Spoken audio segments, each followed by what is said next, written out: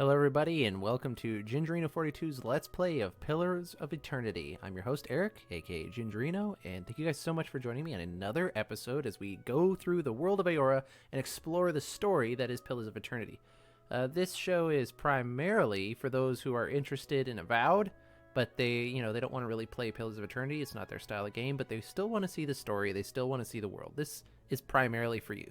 But if you just want to watch a good Let's Play of Pillars of Eternity, or at least I think is decent enough anyways, or you just like to geek out about the world, then welcome to the show too. This will be for everybody.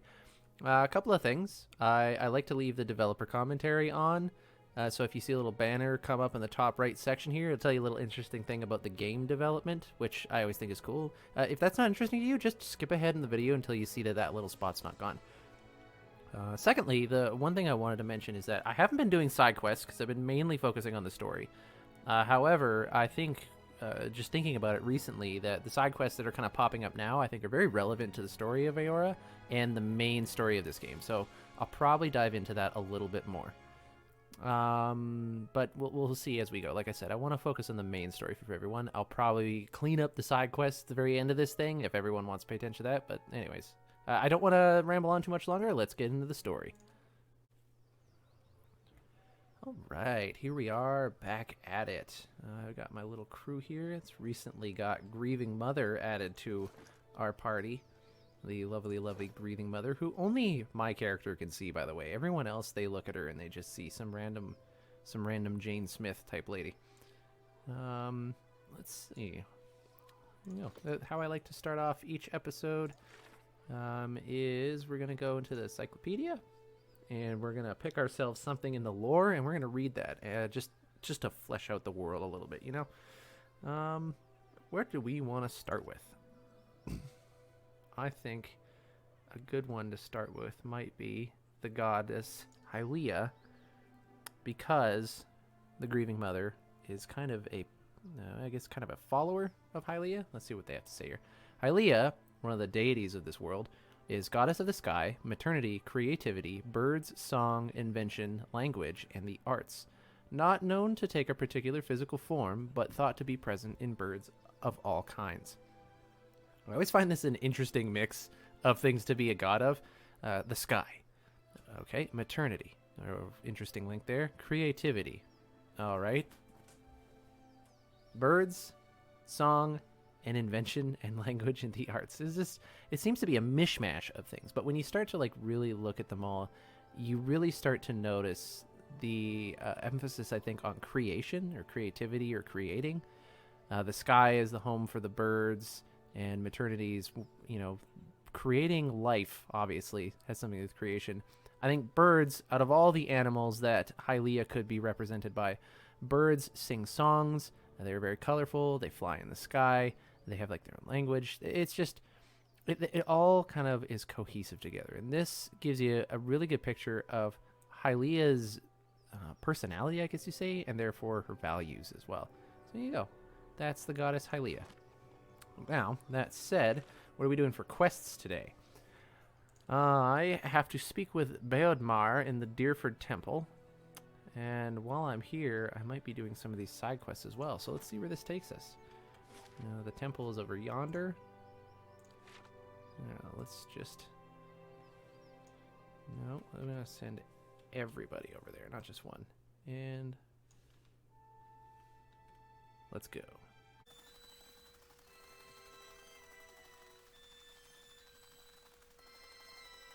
There we go. Alright, let's go talk to Beodmar. I don't see him. Harbinger Beodmar. The Temple of Barath went through a number of changes in development, in part because our artists became more comfortable with our pipeline and could push art in various ways. But we also quickly learned about some of our limitations. Windows, for instance, became a contentious point in most maps. Since the game incorporates a day-night cycle, we either needed to reflect the time of day outside the windows somehow, or obscure them. We learned this lesson later on, that dynamic objects and scenes can enhance, but the more reliance we had on them, the less the painterly feel we had for our scenes. So for the instance of the windows, we felt obscuring them where we could help. So drapes were added later on in the scene, which overall give the room more of a moody vibe. That's interesting. I don't really ever take that into consideration, that like the just the drapes here on the wall are there for a specific purpose. It wasn't just to look temple-y, you know? That's cool. I don't want to steal from that. Flames dance amid scattered offerings. Keys, coins, and the tiny skulls of birds and mice are mixed in melted and hardened wax. Cool. Alright, Harbinger. Out with you! I already told you what... I'm sorry. I thought you were one of those ruffians. Poor fellow. That looks painful. Kenna frowns, his brows knitting. It's a sorry deed, striking a priest. How may I help you? Oh, I'm here. I'm here to look for Lord Heron's daughter. Blah, blah, blah, blah. Let's just stick with what we're here for. I'm afraid... Oh, I thought it was his. I'm afraid not. Lord Heron's men already asked me, and that was the first I'd see of any of his party. He holds a hand to his heart. Wherever she is in this life or another, I hope he takes comfort that her soul is with Bereth. The old priest nods politely. Is there something else I can help you with? Can you tell me where to find these ruins? The Glanfathan tribe that guards the ruins will kill anyone who trespasses there. And they'll retaliate against us, too, if history is any indication. We've had too many fortune seekers stir up trouble of late. If I'm to tell you, I'll need to know your reason for wanting to go. A dangerous plot is unfolding there, and I've got to stop it. If that's the case, then we may already have trouble headed our way. I'll have to take you at your word. You'll find Cliaban Rilag here. Whatever trouble you find there, please end it quietly and try to stay out of the ruins. Okay. And before I go, this is a temple of Bereth. What can you tell me about Bereth? Bereth is the most universal of all the gods. It oversees portals and cycles of all kind, even life and death itself. Under Bereth, an ending is merely a passage to another beginning. Bereth has many representations across time and across cultures. Around the Deerwood, you'll commonly see it depicted as the Pallid Knight or the Usher. The Glanfathans, however, know it as Bunin, Ankyu, and Ankyu Ibenin. I've never heard of Bunin, Ankyu, and Ahewaba before. It means life and death in life, respectively. You see them as two skeletal figures, one male and one female. Explorers have found them carved opposite one another in doorways, but I know of no particular legends that speak of them. Tell me about the Pallid Knight. She's one of the youngest manifestations of Bereth, but a familiar one nonetheless. Stories describe her as a gaunt knight in black armor with black eyes, black hair, and milk-pale skin. She demands an impossible toll from travelers who have tarried too long on her lord's road. Some challenge her only to slay themselves in the process. Alright, well, who's the Usher? Kith have written stories, songs, and poems about the Usher for centuries.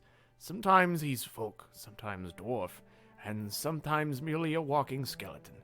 He never speaks, but he guides the way to death and the next life. He also creates the circumstances for the wayward to stumble into their own graves. Oh. Well, thanks for the info. Alright, farewell. Travel to Cliaban Rilag. Alright. Traveling to Cliaban is up here, which means I have to be on this side of the map. Alright. Easiest way to get there is this way.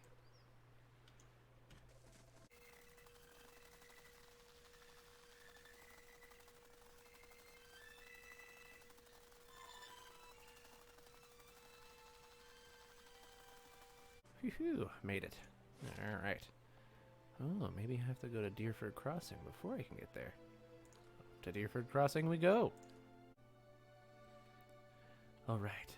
Let's go, guys. Sneaking mode. Thoughts will be as silent as my feet.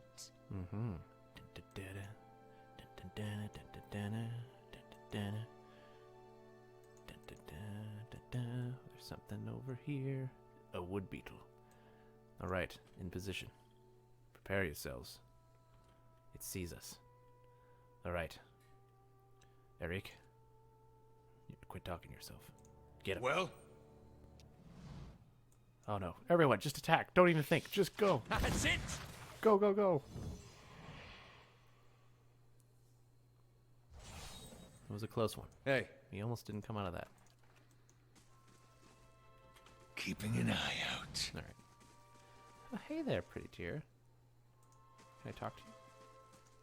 Doesn't run. Just keeps on walking. Oh, I think I pissed it off. Alright. Where do I want to go? It's kind of straight up. So let's try to just go up the map here.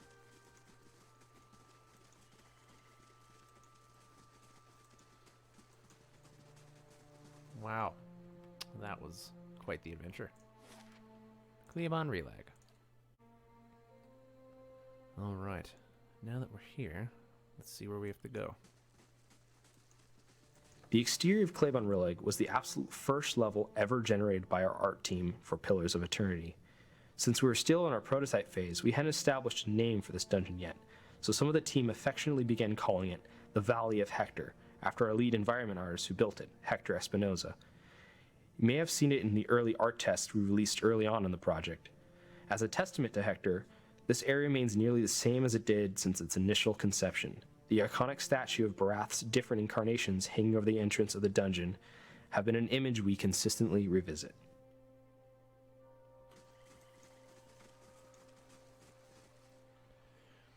What do you see? Sleefhota? Schleefhota? Slefhota. A man stands before you, his face smeared with green and ochre dyes. Hides and furs cover his body, and he holds a spear in one hand. Hail, Estramor. You calling Estramor, huh? Alright, let's see. I'm looking for a group of people who may already entered the ruins. So are we. He runs his thumb along the smooth wood of the spear. That is why we wait here, Estramor, and that is why I've decided to let you leave in peace. Well, what you gonna do? We will wait. If they are inside, they must come out, and when they do... He slides his fingertip along the point of his spear and shows you the drop of blood. What do you know about Cliaban Rilag? It is a sacred place of the builders, and neither your feet nor ours shall sully its stones. The grasses, however, he grins and hefts his spear, I will gladly water with your blood. I've never heard of the builders. He makes an exasperated clicking noise with his tongue. They are known by other names in the heathen tongues of farm folk. They are the ancients who built this place, and many more like it, and we, of the 6 tribes, guard their legacy. Alright. I'll be going. And do not come this way again. Alright, I either have to defeat this guy, or I have to find another way in. Let's find another way in. Spring berries. Yummy. Here we go. Just gonna pay no mind. I'm sure they can't see me. A wolf. There's is there is the wolf. I don't care. Ugh, I'm trying to get a springberry. Now let that be a lesson to you. All right then. Alright then. I guess I gotta go this way. Another wolf. Come hither.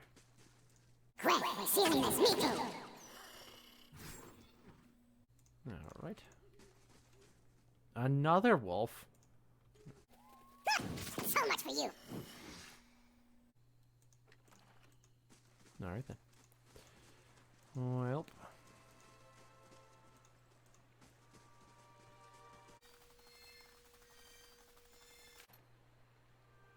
Orland's Bramble Ring. Rings can feature plain moves. Oh, that's just what it says rings are. I'll take all that. Alright. Huh. Do I really not have a choice? It says I can go over here.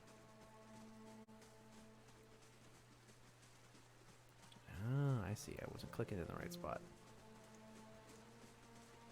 Get some spring berries. I'm gonna take this stuff. Ooh, nice.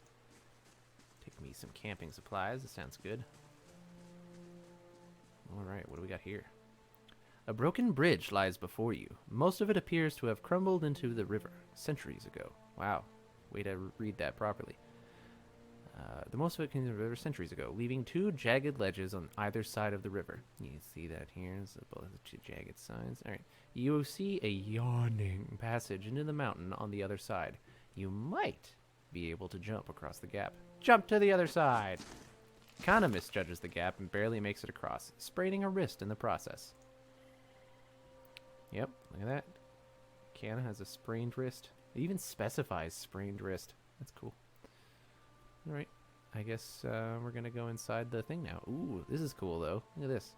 We got a kind of like feminine looking skeleton here, and a masculine looking skeleton here. And this is the Glanfathan way of looking at Bereth, the god of life and death. It represents how Bereth represents kind of like the duality of things. Like one is masculine, one is feminine. One of these skeletons looks like it's kind of coming back to life, and the other one looks like it's kind of decaying out of life. And so that's how this represents Bereth's duality. As well, they create an archway, Bereth being the god of doors. And when you go into it one way, if you turn around and go back through the other way, you know, on the left you have masculinity and coming to life, and on the right you have femininity and coming into death. But then when you go back the other way, the roles are reversed. And this represents the constant process of entering into new life and exiting back into the beyond, and then coming back to the world again as a new person, and then dying again, and living and dying and living and dying. And that's kind of how the Glanfathans look at it, at least by my understanding. Alright, find signs of the leaden key within Cliaban Rilag. Alright, I'm looking for the leaden key. Let's see what lies this way. Yes, let's see what's in here. I'm Kana Rua, and this is... This level was actually a fairly late addition to the overall dungeon of Cliaban Rilag. What was once a 2-level dungeon with a cave at the bottom floor has now changed to a 2-level dungeon with a large upper floor and a smaller lower floor. What was particularly challenging was returning to this dungeon and coming up with a way of repurposing one of the floors and creating a wholly new level from scratch, all the while keeping a uniform design throughout. The motivation behind this choice was to make our dungeons feel more sprawling and cavernous. After making dungeon after dungeon, we began to learn how valuable the use of negative space was. Rather than sticking to a particular dimension and cramming as many rooms and corridors as possible into the design, we could make the dimensions much larger and use negative space to break up the rooms. The result is a dungeon that feels large, but takes up as much art resources as a level half its size. Yes. Wow, this dungeon feels large. Alright, we have a troll here. I wonder what happens if I just go for it. Let's find out.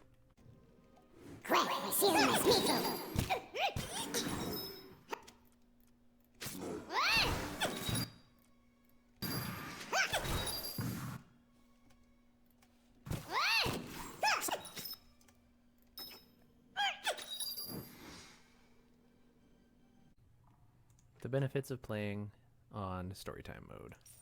Of course. All right. Of course. I shall be discreet. Yes. Yes.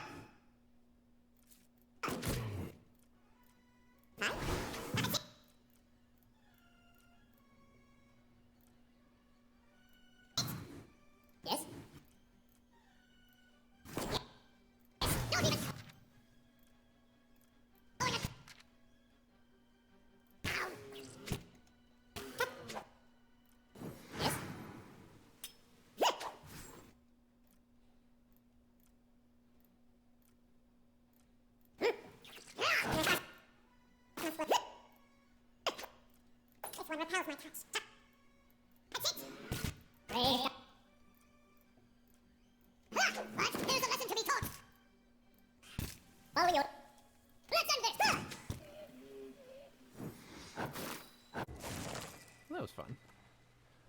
Still not terribly challenging, obviously, since we're in storytime mode, but yeah, that's the point of it, I guess, right? Oh boy, that's a lot to read.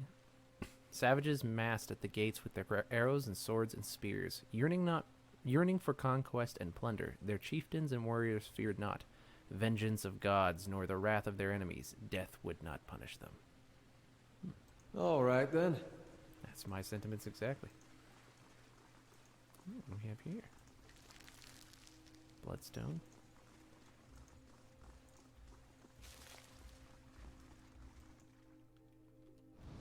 A blade in the dark.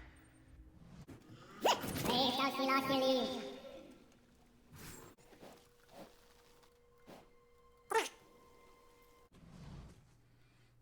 right. And let's go.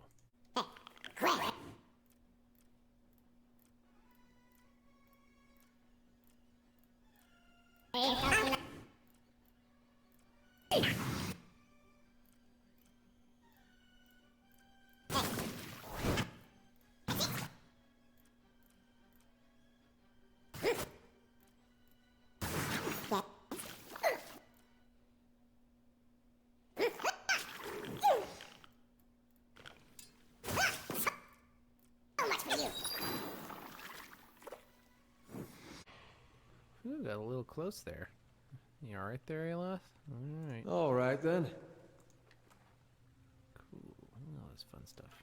Hey, If secrets whisper here, I shall listen for them.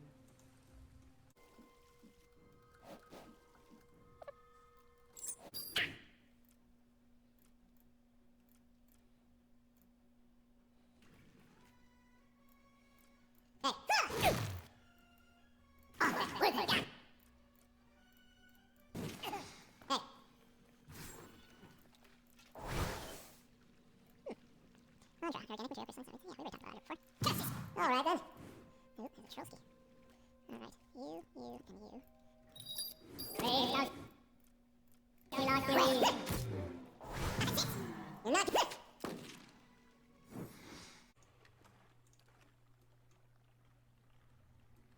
of course. Alright. Onwards we go. Trudging through a dungeon. Looking for... I'm not even sure, to be honest. Quick, we're sealing this meat tube.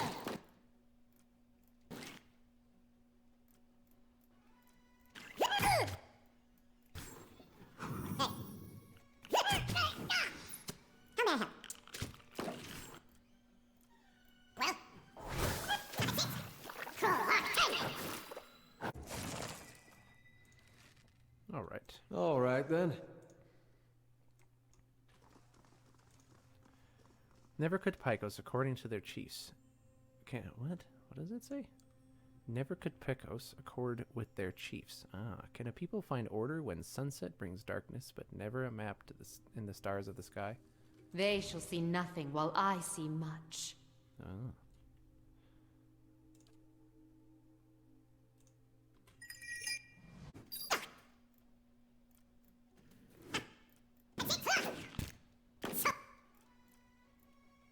So much for you. Here's a lesson to be taught. Kill them all. You're not getting through this. That's not very helpful. Of course. Lots of combat.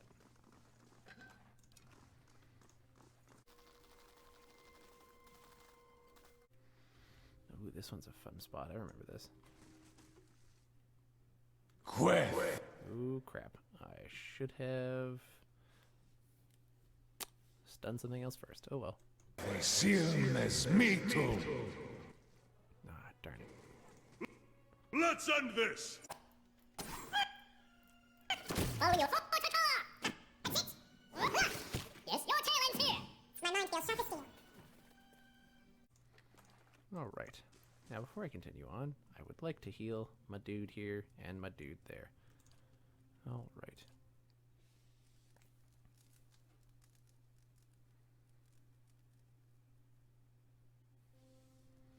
Excellent. Do a little quick save. And we're off to the Light, races. flame, and sound. Back away.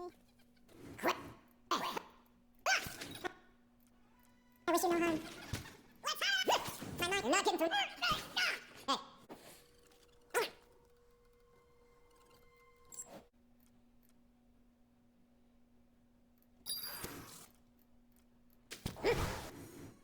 Brave thou shalt not believe.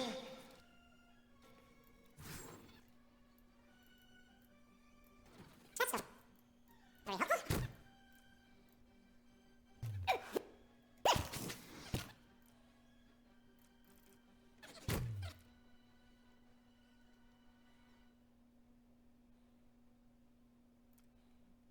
Yeah, that's not.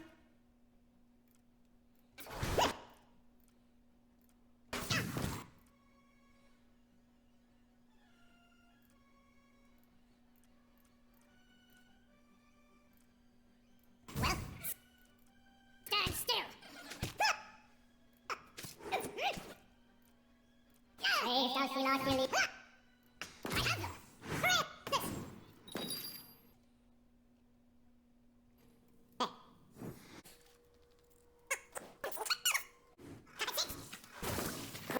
Hooray! Well, seasonless meat too. Brave thou shalt not believe. Of course.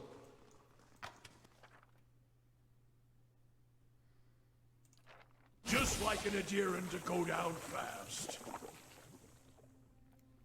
Alright, other than me knocking these guys out right at the end there, it looks like we got through alright. Didn't really use much strategy, to be honest. Alright. Let us rest again. And now we'll move on. Alright, let's see what we got down here. This room looks important. You can tell because of the way that it is. Ooh. This level used to be actually the top floor of the dungeon, but we opted to go with a large first floor that was largely overgrown. We had the challenge of moving this area to the lower floor. Since we needed a giant soul machine added to the dungeon and didn't want to change much of the art already in this scene, we decided to go with a down and up flow of the level. That is to say, the player must go down and then back up to access another part of the dungeon. That way we could extend the top floor further, adding the soul machine, then have the player go down into the bottom level in order to access that part of the map. One of the goals with this particular scene that stayed from the original design was to tell that story of how animats in Gwithan culture were made. Each room, a different process in how the subject was chosen, cleansed, and sacrificed for the greater good of their civilization. We didn't want to beat the player over the head with this either. If they are more interested in the dungeon crawl and loot, then so be it. The narrative shouldn't get in the way, but for players who really like to take in the scenery, we try and reward them for taking the time to absorb their surroundings by explaining some of the things about Ngwithans they hadn't known before. Cool. A series of pictographs, simple but clear, are carved on a column in the alcove. Figures of men and women with their arms raised are carved into the top of the column. Suits of armor in the same pose have been chiseled into the bottom. Alright, I can't really open this unless I... A simple test. I can't. I just can't. I can do that. Right, we're gonna go this way then. Oh, man. What is all this stuff here? Is this like white Adra crystals? Oh, I guess we're gonna find out if I click on the magnifying glass. Well, seasonless meat. You're not getting hit. Hey. Alright. Adra grows from the central pillar and seems to spill down the steps. Luminous egg-shaped stones are nested within the rippling Adra. Interesting. Of course. Is this white Adra?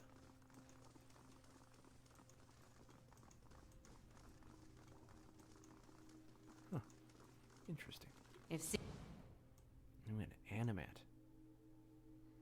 These are cool. secrets whisper here, I shall listen for them.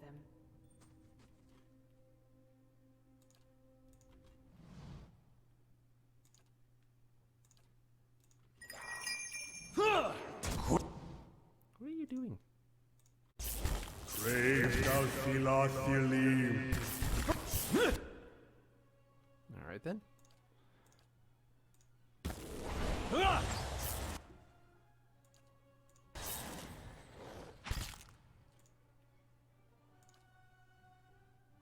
Hey.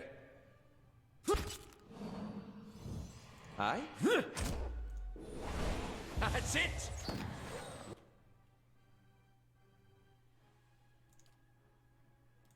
Well?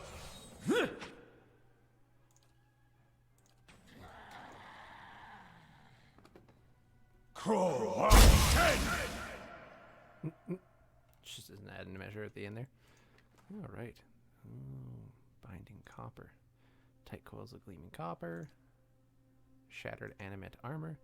This outer armor is cracked and shattered in fragments. Neato. All right.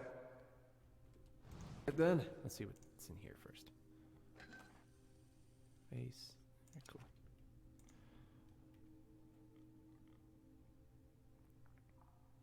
Scenes from a battle appear on this column. An army of men in loincloths and hides is gathered, dwarfed by a dozen full suits of armor that loom over them. In the descending images, the armors crush the army. The armors are probably these animats, which are just like kind of these vessels that have had souls implanted in them, I suppose. I'm guessing. They're kind of like automatons. You gotta remember, these ruins we're in are the, like, some Ingwithan ruins, which means they're very, very ancient. So these are telling stories of a long time ago.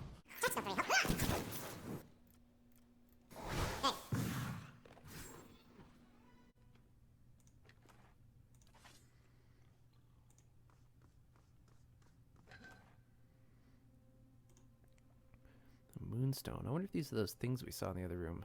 Derives its name from the moon-like luster and is sometimes collected by Andra's gift bearers, which are a group of people that follow the goddess Andra, who associate the stones present in the world with the legends of Andra's love affair with the moon. Hey. Let's see what's over here. Let's see what lies this way. I just said that. That's pretty. A man and a woman carved from luster Sadra pour the contents of a vase at their feet.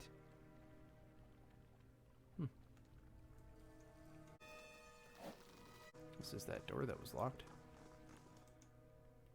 Rain blight. Yeah. Well, I see. Isn't this? Of course, there's always more. Me too. When the top of my house. How may I help?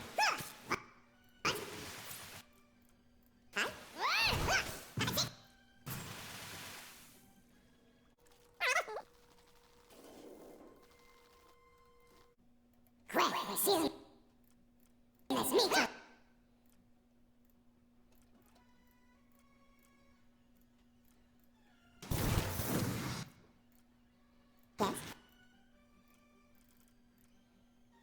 Yes.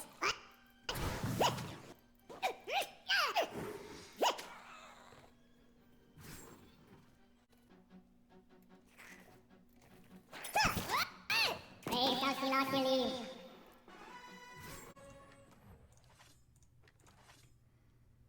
All right then. Well, that was fun. Okay. What do we got here? A column of hieroglyphs shows men and women standing in a line and ascending into a pool. The figures that emerge below it stand with outstretched arms and triumphant, serene expressions. A blade in the dark.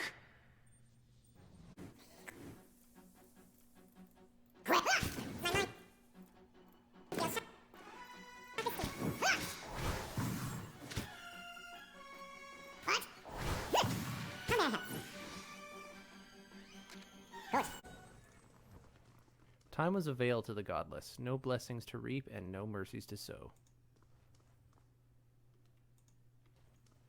The pictogram in this alcove portray a procession marching into an altar. Another member of the procession drives a dagger into his heart. Something flows from the dying man into a white stone perched above the altar.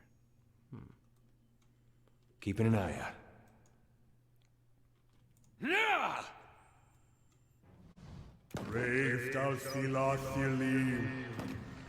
Alright. So this is that altar, I'm guessing. And we got the white stones here, probably the moon stones? Man. Was this how they transferred? Like, did a person sacrifice themselves for the good of their civilization transferring their soul and then implanting it into one of those animats that we were fighting earlier. Interesting.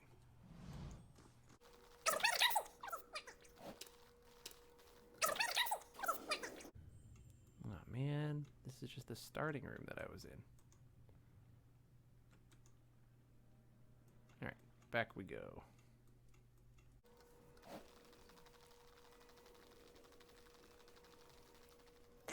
Alright, what's behind door number? I don't know what number this is. Ooh, a specter. That's different. And what does the flame reveal? Bring it. Close your eyes!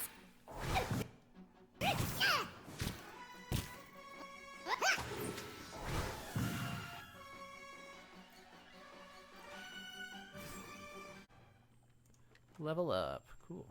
What do we get here? Spirit residue. Faint ethereal wisps of soul energy made manifest. Yum, yum, yum, yum, yum. Go. There's always more. Of course. Brave does he not give? Yes.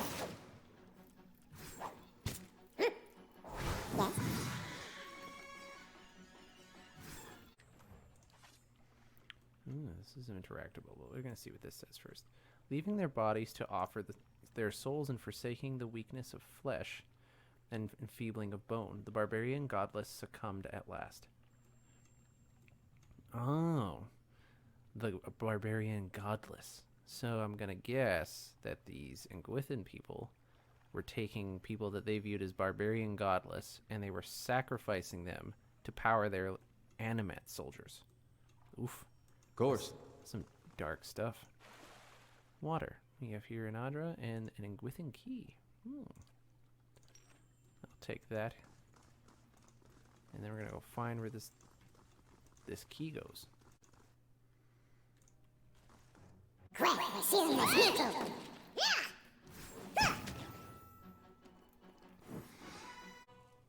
Alright. The images in this alcove depict a row of pale stones surrounding a suit of armor. Something flows out from the stones into the armor, imbuing it with a golden halo. I wonder if you can actually see it. No, you can't actually see it. Oh, look at that. The fire got this like weird sparkly stuff coming out of it. Magic fire. 4 egg-shaped stones sit atop short, narrow pedestals. All face an altar in the middle of the room. Interesting. Cool.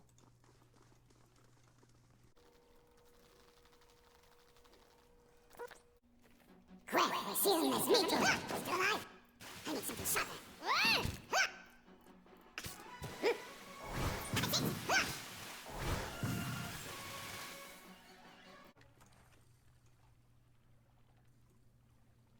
Does it look like there's something in this vase that these two are pouring out onto their feet? It kind of does. Aha! Unlock with the Ingwithan key. All right then. That's right. You're gonna do it, damn it. Open door. Dun dun dun. Ooh, specters. They're gone. Onward. I wonder what it is that hooded man I'm chasing wanted to do here. Like, was he trying to get animats? Was he powering it? I can't remember everything. Aha!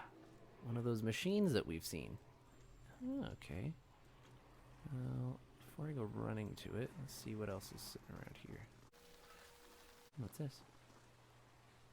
I don't know. Maybe I don't want to mess with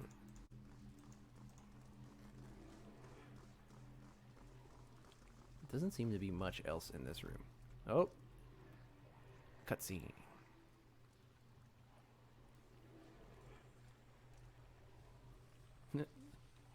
I wonder where the game wants me to go. Where did the camera line up? Send Eder to do it. A haze of essence lingers over the body, as faint and insubstantial as a dust plume in a rider's wake. Yet as you draw closer, whispered instructions echo in your ears, and anticipation warms your blood. In a vision, you see the same stone machine you approached moments ago, but from a different height and angle, as if through different eyes. You heard rumors that some of your brethren were sent here months before, yet you see no sign that anyone has been here. In fact, the cobblestones are covered in a fine layer of dust and ash. You know suddenly what this will cost you, and you are ready. The orders were clear. The effects of the machine in Cliaban Rilag were wearing off. A child had been born not far from Deerford recently, its soul intact. The machine would need to be reactivated. You and your companions take up your positions. You share a final look of affirmation between yourselves. They don't know your name, and you don't know theirs, but you know that you're doing the work of the gods together. None of the rest matters.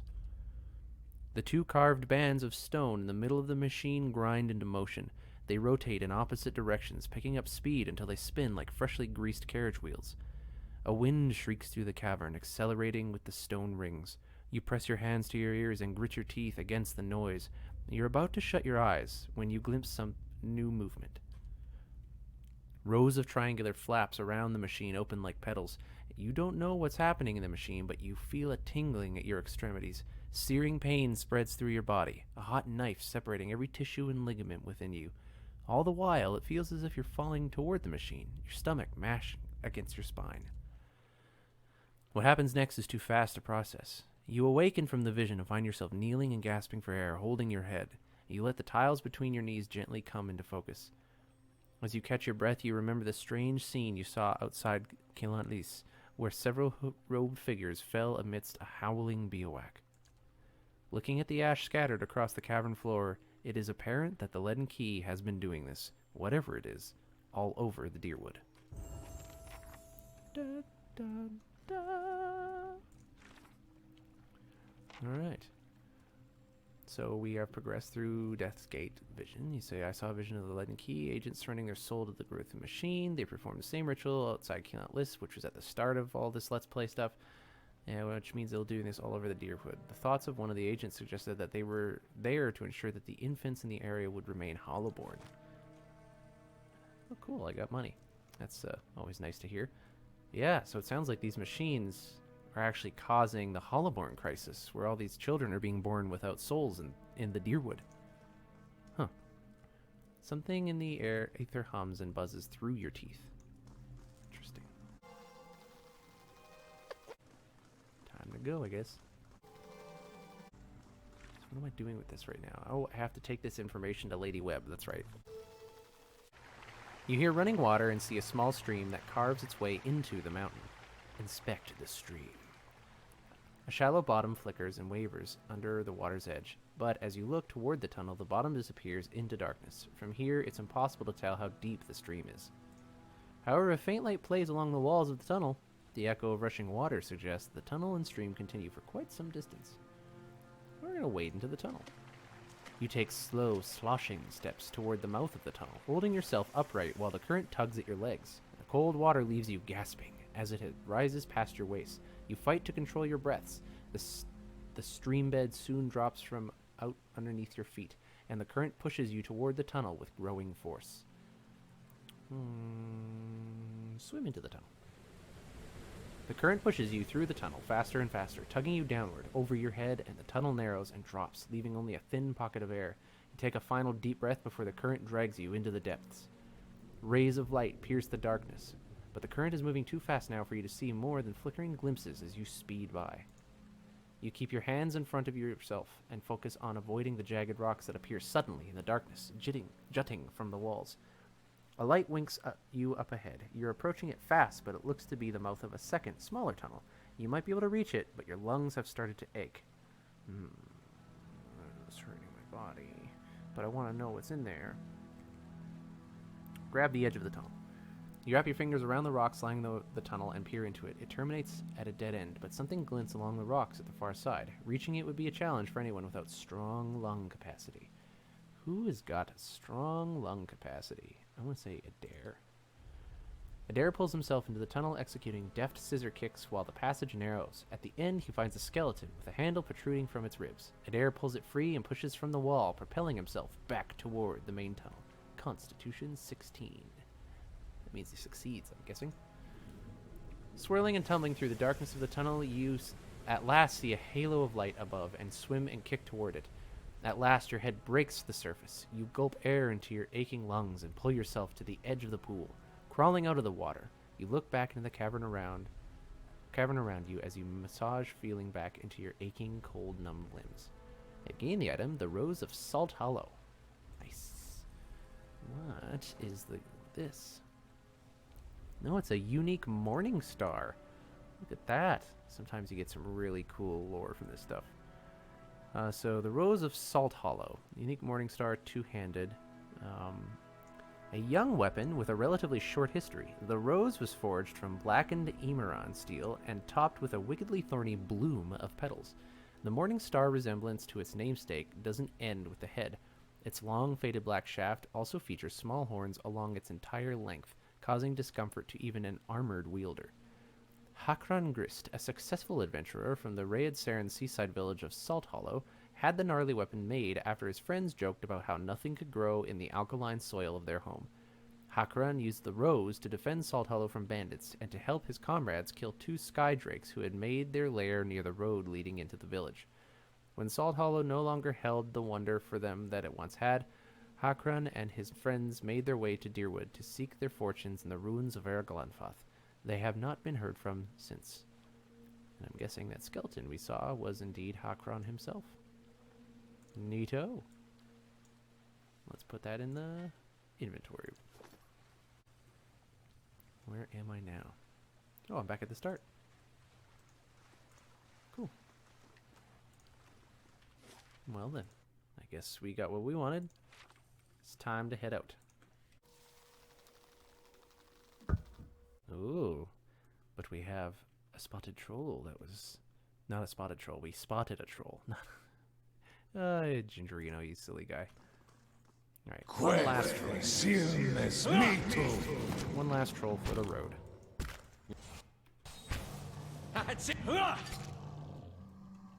Give it to him. Oh my goodness, guys, I wasn't like... You didn't have to blow him up. Yeesh. Alright, where are we heading? Now before we actually click this button and exit here, I'll do some leveling up. Eder, let's level you up. Alright, you are an athletics guy, clearly. Let's go with that. Ooh, weapon specialization, confident aim, discipline barrage, guarding. Man, you've got some pretty cool stuff. Let's see what we got here. Vigorous defense. The fighter becomes fiercely determined to deflect all incoming blows. Dramatically use of defenses. Cool. Discipline barrage. The fighter intensely focuses on her training. Accuracy.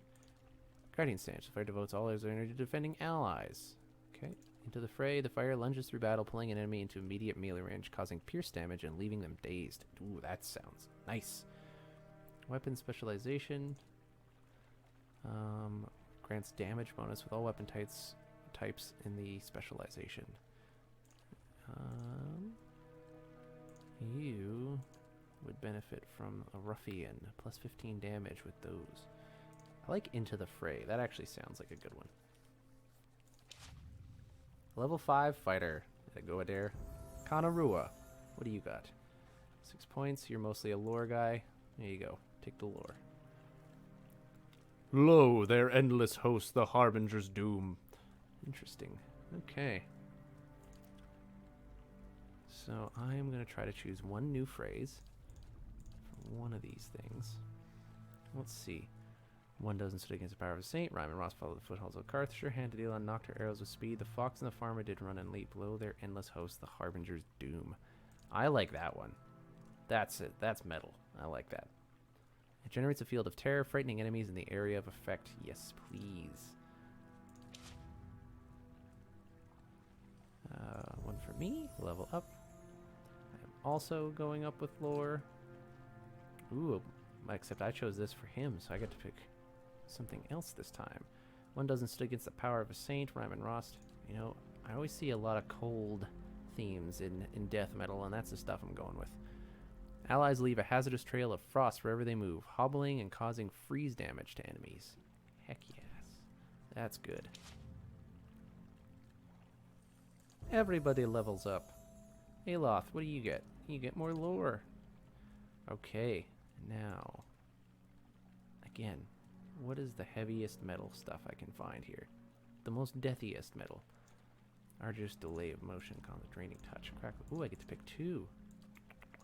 I think that Noxious Burst Spews forth a poison cloud of foulness that causes corrode damage and leaves victims sickened. Yeah, that sounds good. And Ringrim's repulsive visage. The caster's face becomes a nightmarish mask of rotting, insect-infested flesh or other images of unspeakable horror, compelling all nearby foes to become terrified and sickened. Yes, that is delightful. I mean, this stuff might seem boring to some people who are like, I don't know, I'm not wanting to get into the mechanics of this. But just so you know, like, if we're playing Avowed and they get detailed enough, like, you might be able to cast some of these spells specifically in Avowed, which is pretty cool. Endurance, what do you have? 6 points. You're mostly mechanics, which needs some work. I don't want to give you lore. Everyone else has got it. No, you just get a bunch of new spells that I don't get to choose from. Cool. And lastly, Grieving Mother. What have you for us? Stealth. Let's put you there. A new power for the Cipher. We have Ectopsychic Echo, Fractured Volition, Pain Link, Puppet Master, Secret Horrors, Soul Ignition.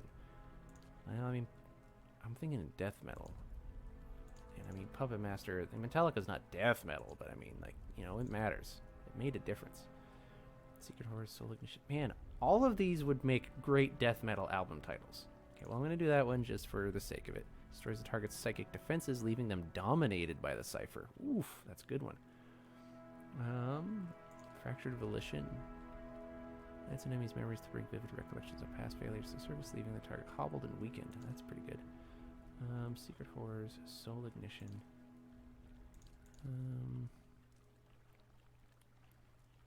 I'm gonna go with Soul Ignition. Forces an enemy to soul to leak energy, igniting the air around them and burning them over time. Yeah, that'll do it. Boom. Yes. Alright, now we go out. And if I remember correctly, are these the main doors? No, this is where I entered. Okay, so I'm gonna get rushed by those guys that are guarding the front. Unless I can. They won't see me coming. Yeah. Oh no, it's not. Alright. Jump to the other side. Clear the gap without incident. Yeah, Kana, you learned your lesson this time, you silly boob. Alright then. Well, now we're going to make our way to Lady Webb.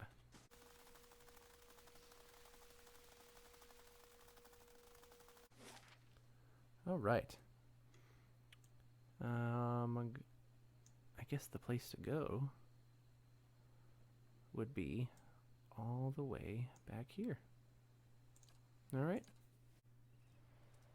Main keep construction. Nice. I get to maintain my stronghold from a distance. Because magic. Cool. A lot of these things rely... I need a Western Barbican. Okay, Western Barbican. Let's go with that. Yes, you get to maintain your stronghold as you play the game. And you develop prestige and security. Prestige gives you better stuff, but you're more likely to get attacked, so you got to have a higher security. It's just a little tiny mini game to go through while you play the game. Lady Webb is down here. Click a runeski, and let's follow them.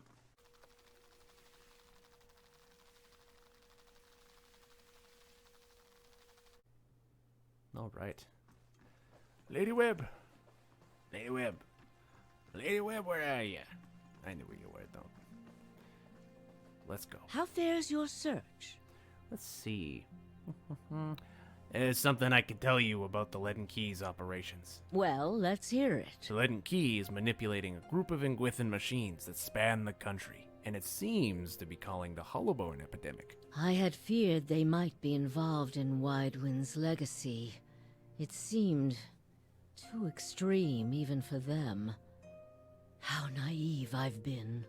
The Leaden Key's conspiracy is clear now. They have used Ingwithan technology to engineer Widewind's legacy, and they want people to blame animancy for it.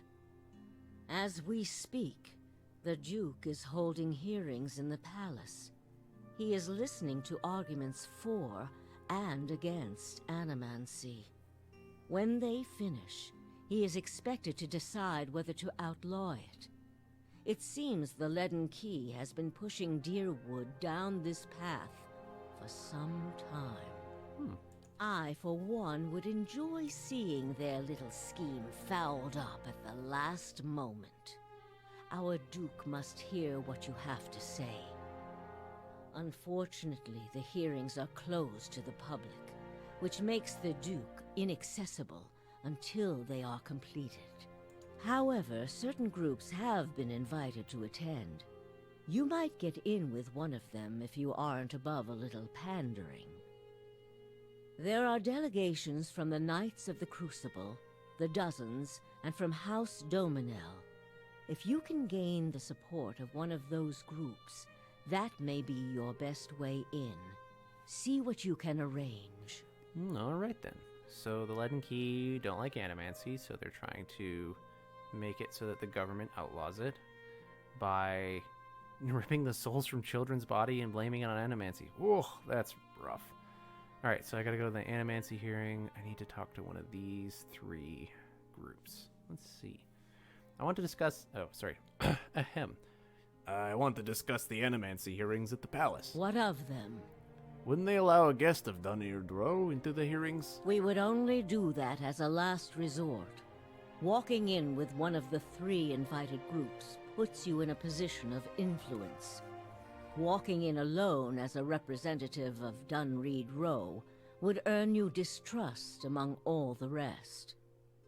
It seems our organization has a reputation for nosiness and manipulation for whatever reason. She glances to one side. It would be best if people did not see Dunreed Row's hand in this. Easier for them to embrace the truth. What is there to know about the Duke? Avar is many things to many people, and that is why he sits the throne. To the frontiersmen, he is one of their own. To the patriotic, he is a sole descendant of Admeth Hadrit. To the nobility, he is from an old and established family. All of these are half-truths or exaggerations, a tale he has spun around himself. The man behind the tale may not be the greatest mind in Deerwood, but he knows people. He knows when they are sincere and when they lie. He knows when they are strong and when they are weak. The other matters he leaves to me. Outwardly, he prefers to come off a bit of a simpleton. Don't be fooled. Before he was a duke, he was a trapper, and an excellent one at that. Let's talk about something else. Farewell. All right. I have been summoned by Dunreed Row and Lady Webb. Get invited to one of the animancy hearing delegations. So I have to talk to one of these three factions. And since we're most familiar with the Knights of the Crucible, I think I'm going to go with them. I've already had a little bit of an engagement with them. But, however, that is all we got for today. My time up here is done, so we are going to conclude this Let's Play episode and stave off for next time. Now, before we jump off, I do, like I usually like to, go into, actually, we're going to go into the inventory and see if we have any books that we haven't read yet. I think we've read that, and we have read that. Have we read this? Yes, I believe we have. So we've read all of the books that I currently have. I got to do some more looting. But in the meantime, what it can do is we can go back into the encyclopedia and we're going to look at some more entries into the lore. Now, we were fighting animats, and I think we were able to put together what they were. But it might be worth taking a look at to see what the actual official lore is. So here we have an animat. We defeated 10 of them. We know that they're a level 3 vessel and all this other stuff. So if you're going to get into a Path of the Damned run, this will be useful information for you. Here's the lore regarding animats. Animats were initially created to serve as guardians for royal tombs. Their earliest creators bound the souls of their strongest warriors and servants to intricate sculptures made of various materials in accordance to the rank of the soul captured within. As the knowledge of the technique for this process became more widespread, powerful animancers started creating their own animats to serve as personal guardians, using whatever weapons and materials lay at hand. Animats can be created through the use of loyal souls that hold a powerful dedication to protecting their charges. While the ritual to create them all can still be performed upon unwilling subjects, a lack of resolve in the participant's soul can result in abominations, which immediately attempt to destroy themselves in a violent manner, often inflicting collateral damage in the process. Even successful creations remain vulnerable to the onset of doubt, and most animat creators take great care not to allow such doubts to manifest. Interesting how we were exploring that dungeon, and it seemed like they were using the souls of godless barbarians to inhabit those animats. Perhaps they found a way to dominate the will of those people so that these animats we were fighting earlier actually obey what they want them to do. There you go. That's an animat. Basically the soul trapped inside of an armor forever to do what they want. Fun stuff. Well, everyone, thank you for watching. This has been me, Eric, aka Gingereno42. Thank you for watching. I hope you enjoyed this. If you want to get a hold of me to ask questions or leave a comment, whether it's criticism or encouragement, you can reach me gingereno42@gmail.com, or you can find me on Twitter @gingereno42. I'm also at Reddit as Gingereno. I do have Gingereno42 on there, but I just didn't use it very much. Thanks everyone for watching. I hope you enjoyed this, and I'll see you guys next time.